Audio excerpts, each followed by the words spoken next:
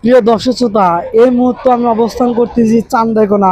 বাংলাদেশের ভিতরে বৃহত্তম হাট হচ্ছে গা চান্দাইকোনা।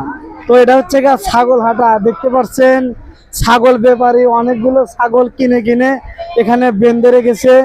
তো দর্শক, এখানে হাট রাস্তার পর মাইলকে মাইল এখানে হচ্ছে গা হাট লাগছে। তো এটা হচ্ছে গা চান্দাইকোনার ভিতরে বড় হাট। দর্শক শ্রোতা, এখানে যে ছাগলগুলো দেখতে পাচ্ছেন এগুলো বিভিন্ন জায়গায় এগুলো যাবে, দেশের সব প্রান্তে এই ছাগলগুলো ছড়িয়ে দেওয়া হবে।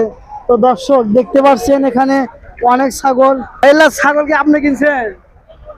হ্যাঁ, এগুলো কোথায় নিয়ে যাবেন? ঢাকায় যাবে। এগুলো ঢাকায় নিয়ে আপনারা বিক্রি করবেন। তাও এখানে কি পরিমাণ কত টাকার ছাগল কিনছেন? কেবল কেনা হয়েছিল 8টা, তো আপনার লাখ টাকার উপরে। 8টা ছাগল লাখ টাকার উপরে। ভাই ছাগল কি আপনার? হ্যাঁ ভাই, কত দাম চাইতেছে? দাম যাচ্ছে 28,000। 28,000 কি তিনটা না একটা? এই একটা। একটা দামে 28,000। হ্যাঁ। আপনি কত দূর থেকে এসেছেন? আমি আছি এই উল্লাপাড়া থেকে। উল্লাপাড়া থেকে? তাও উল্লাপাড়া তো বহু দূর।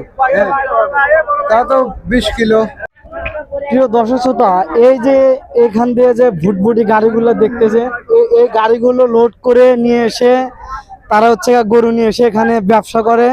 তো দর্শক দেখতে পাচ্ছেন বিশাল বড় একটা হাট। এটা চান্দাইকোনার ভিতরে, বাংলাদেশের ভিতরে বৃহত্তম হাট হচ্ছে গা চান্দাইকোনা হাট। আপনাদের ভিতরে অংশ দেখানোর চেষ্টা করব। তো প্রিয় দর্শক শ্রোতা, এখানে একটা বিগ সাইজের আমরা গরু দেখতে পাচ্ছি, নাদুস নুদুস, অনেক বড়। ভাইজান দাম কত যাচ্ছেন? দাম চাচ্ছে 180 ভাই। 180? বুঝলাম না। 1,80,000। 1,80,000 টাকা হলে বিক্রি করবেন? আর কম হলে? ভাই 70-এর নিচে 20 চাচ্ছি না। 70-এর নিচে বিক্রি করতে চাচ্ছেন না। তো দর্শক দেখতে পাচ্ছেন অনেক সুন্দর একটি শান্তশিষ্ট হাম্বা, দুটা নাগায় না, যদিও আমার ভয় করে। তো আরো আপডেট দেওয়ার চেষ্টা করতেছি। হ্যাঁ দর্শক শ্রোতা, ভিতরে বিশাল গরুর খাও খাও লেগে গেছে। তো এখানে একটা শান্তশিষ্ট আর একটা আমরা গোল্ডেন কুইনকে দেখতে পাচ্ছি, অনেক সুন্দর গরু। ভাই দাম চাচ্ছেন কত? ভাই চাচ্ছি 180। 180 মানে 1,80,000? 1,80,000 চাওয়া। হ্যাঁ, আর বেচা কত? ভাই 50 হলে বেচমু। 50 হলে বেচো। দর্শক, এত বড় একটা বিগ সাইজের গরু আপনারা 50,000, 1,50,000 টাকা হলে নিতে পারবেন।